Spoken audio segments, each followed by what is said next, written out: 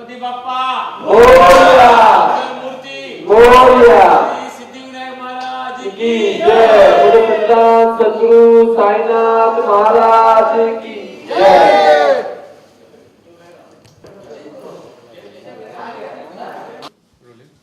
सबसे पहले दर्शकों को अपना इंट्रोडक्शन दीजिए। मेरा नाम रत्नेश यादव है जी और मेरी फिल्म रियल इंडियन मदर है जो एराइज फिल्म एंटरटेनमेंट के बैनर तले बन रही है।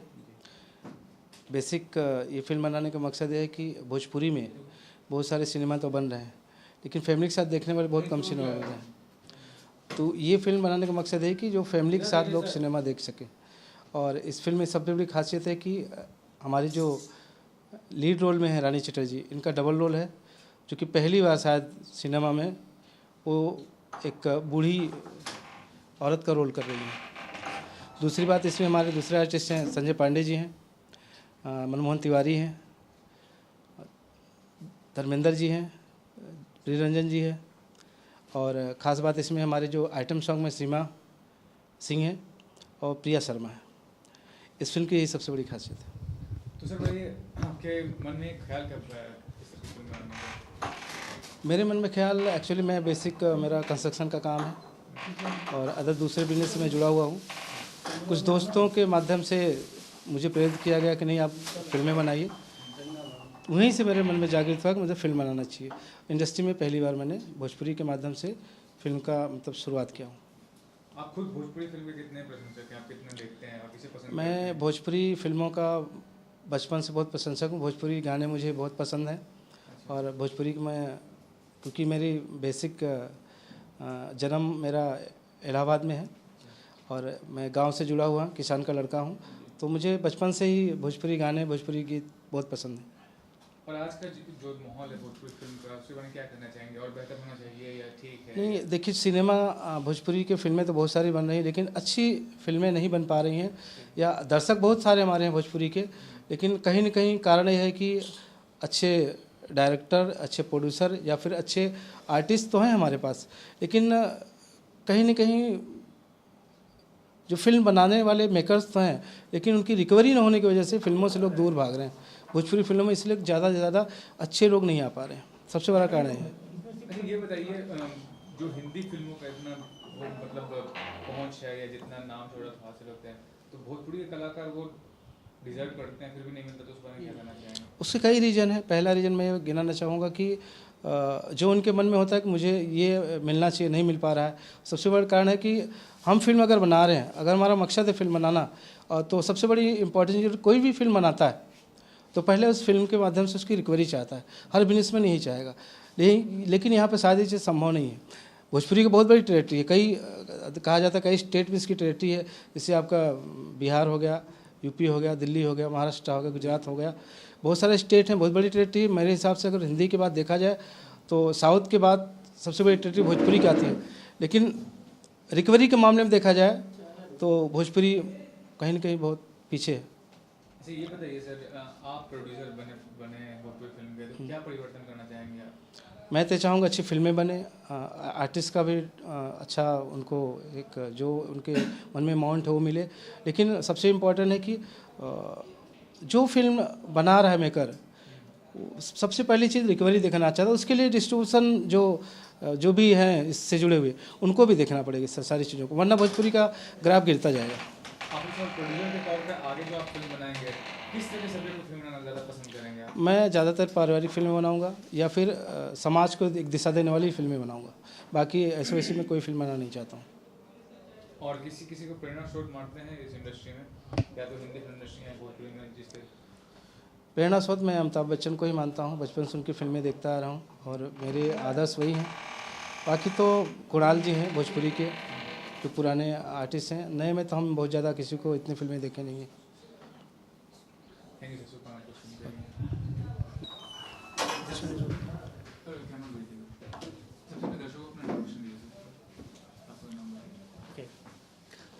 हाय डॉट, मैं सैल भीष्म चौहान। भीष्म ये बताइए, ये फिल्म है, इसका सब्जेक्ट क्या है और इस तरह का सब्जेक्ट पे अपनी फिल्म बनाने की क्यों सोचा? एक्चुअली ये सब्जेक्ट मेरे माइंड में बहुत पहले से था। रियल इंडियन मदर, जैसा आपने नाम सुना है, रियल इंडियन मदर मैंने इसमें ऐसा नहीं कि मैंने कोई मदर इंडिया को रिपीट किया है। ये एक बिहार की पृष्ठभूमि से जुड़ी हुई ये कहानी है, ज़मीन से जुड़ी हुई कहानी है। और हमने जैसा देखा है कि अभी एक्शन का, रोमांस का दौर चल रहा है, बहुत अच्छी अच्छी फिल्में बन रही हैं, लेकिन हमने एक लीक से हटकर फिल्म बनाने की सोची है। तो हिंदुस्तान में मैं समझता हूँ कि ज़मीन की पृष्ठभूमि से जुड़ी हुई कोई भी फिल्म अच्छी चलती है। और हमने जिस ज़मीन को लेकर कहानी बनाई है वो कहानी बहुत अच्छी फिल्म है, आप देखिएगा, अच्छी फिल्म बनाई है हमने। और माइंड में इसलिए आया कि लीक से हटकर हमें बनानी है, तो इससे बढ़िया कोई हमें सब्जेक्ट नहीं हो सकता। तो जो मेरे प्रोड्यूसर साहब हैं रजनीश यादव जी, मैं इनके पास गया था सब्जेक्ट लेके, तो इन्हें सब्जेक्ट बहुत पसंद आया, तो इन्होंने डिसाइड किया कि कहानी बहुत अच्छी है, हम इस पर ज़रूर फिल्म बनाएंगे। तो कलाकार को चयन कैसे किया आपने, क्या सोचा रानी मुखर्जी फिल्म में, तो कलाकार जो चयन किस आधार पे किया आपने? एक्चुअली जब मैंने ये कंसेप्ट बनाया था तो भोजपुरी रीजनल मूवी मुझे बनानी थी, तो यहाँ पे मुझे रानी चटर्जी के अलावा कोई ऐसा लगा नहीं, कोई ऐसा अदाकारा होगी जो इस सब्जेक्ट के लिए अच्छी होगी। रानी चटर्जी मेरी कहानी पर बिल्कुल जमती थी और मेरी फर्स्ट चॉइस हुई थी। तो मेरे प्रोड्यूसर साहब को जब हमने ये सजेस्ट किया तो उन्होंने बोला कि ये आपकी जो चॉइस है इट्स वेरी गुड, तो हमने उसी चॉइस पे उनको कास्ट किया। अच्छा, इस तरह की जो फिल्में किस तरह संदेश देगी सोसाइटी में लोगों को? जी बहुत बढ़िया आपने क्वेश्चन किया। हमने, अगर आप इसको संदेश के पॉइंट ऑफ व्यू से देखेंगे तो हम ये देखेंगे कि जितना भी गांव से पलायन हो रहा है शहरों की तरफ, खास करके नवयुवकों का, इस फिल्म को देखकर कुछ पलायन तो रुक जाएगा। हमने इस फिल्म में कुछ ऐसी सोसाइटी को मैनेज करने वाली चीज़ें डाली है जिसमें जो है हमारे यूथ जो गांव में जिनके पास सेल्फ एम्प्लॉयमेंट हो सकता है वो उसके लिए शहर नहीं जाएंगे। आपने पहले भी फिल्म डायरेक्ट की, तो इस फिल्म प्रोग्राम में क्या चैलेंज आपको फेस करना पड़ा, क्या कुछ ऐसा चैलेंज था आपके? एक्चुअली ये मेरी भोजपुरी की पहली फिल्म है और रीजनल फिल्म में मुझे चैलेंजेस तो काफ़ी लगे। सब लोगों के साथ ट्यूनिंग बनानी पड़ती है, और जैसे बहुत सारे बड़े बड़े डायरेक्टर्स हैं, उन्होंने बहुत अच्छी अच्छी फिल्में बनाई हैं।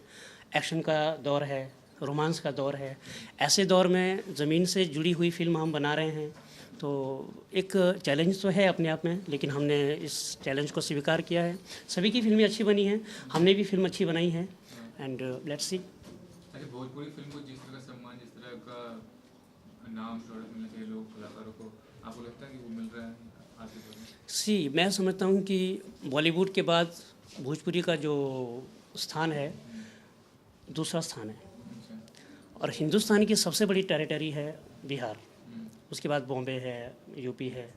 जहाँ तक कलाकारों के सम्मान की बात है, भोजपुरी में इतने अच्छे कलाकार हैं, बहुत अच्छे अच्छे कलाकार हैं, उनको ज़रूरत है एक अच्छे प्लेटफॉर्म की। अगर उनके पास एक अच्छा प्लेटफॉर्म हो तो मैं समझता हूँ कि वो हॉलीवुड के लायक तो है ही है। कुछ कलाकार ऐसे हैं जो जिनको अभी मेरे हिसाब से हॉलीवुड में होना चाहिए, बहुत अच्छे अच्छे कलाकार हैं। और जैसे हमारी फिल्म में रानी चटर्जी है, संजय पांडे जी है, और देव रंजन, ये जितने भी धर्मेंद्र वगैरह जितने भी ये कलाकार हैं, बहुत मंजे हुए कलाकार हैं। सभी के साथ काम करके बहुत अच्छा लगा, बहुत मज़ा आया, और बहुत टैलेंटेड एक्टर है। इनको देख के लगता नहीं कि भाई इनको भोजपुरी में भी, देखिए भोजपुरी में भी टैलेंटेड लोगों की ज़रूरत है। भोजपुरी का मतलब ये नहीं कि यहाँ पर कोई भी चल सकता है। भोजपुरी की जो अच्छी फिल्में उन्हीं में अच्छे ही कलाकारों की ज़रूरत पड़ेगी। तो मैं समझता हूँ कि अच्छे कलाकार है भोजपुरी, और सबके साथ काम करके मज़ा आया। और थिएटर के लोग हैं, सबसे बड़ी बात है कि थिएटर के आर्टिस्ट मिलना बहुत मुश्किल बात है, तो थिएटर के लोग मिले हैं। तो सबसे इंटरेस्टिंग एस्पेक्ट कोई बता सकते हैं शूटिंग के दौरान, कुछ ऐसा वाकया जो काफ़ी इंटरेस्टिंग लगा? शूटिंग के दौरान काफ़ी इंटरेस्टिंग चीज़ें थी। जैसे रानी चटर्जी की एंट्री थी, वो बहुत इंटरेस्टिंग एंट्री थी। मुझे बुलेट पे करना था, उन्होंने बोला कि मैं नॉर्मल बाइक पे करूँगा। बाद में जब उन्होंने एंट्री देखी थी कि चौहान जी मुझे तो सच में बुलेट में करना चाहिए था, वो अच्छा लगा।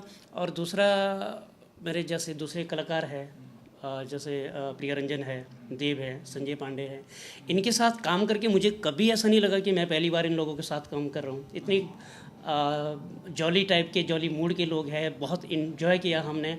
और मेरे लिए तो 21 डेज़ का हमने शेड्यूल वहाँ पर कंप्लीट किया है। 21 डेज़ कैसे भी थे मुझे खुद नहीं पता लगा। आपका सवाल ये है कि डायरेक्टर के तौर पे फ्यूचर में किस तरह की फिल्में बनाना चाहेंगे, आपका किस तरह का सब्जेक्ट होगा? देखिए, मैं फिल्म बनाने से पहले सब्जेक्ट में बहुत ध्यान देता हूँ। अभी जैसे मैं फ़िल्म बनाने की तैयारी कर रहा था तो बहुत सारे लोगों ने मुझे बोला कि एक्शन का दौर है, रोमांस का दौर है, इसमें आप एक ज़मीन से जुड़ी हुई कहानी बनाएंगे जिसमें ना रोमांस है, जिसमें ना कोई एक्शन है, तो आप कैसे इस फिल्म को चला पाएंगे। तो मैंने अपने आप में एक चैलेंज किया था कि मैंने कहा मैं चला पाऊँगा, मैं फिल्म मेकर हूँ, मैं इस फिल्म को बना पाऊँगा। और फ्यूचर में भी मैं कुछ ऐसे ही रियलिस्टिक सब्जेक्ट्स को लेकर आऊँगा जो बिल्कुल लीक से हटके होंगे। आपका सर नाम और सुनना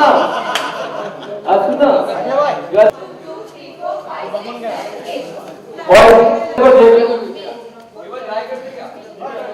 देखो आगे बढ़ो, ये दो गज आगे ऐसे गज जो गज नीचे बॉय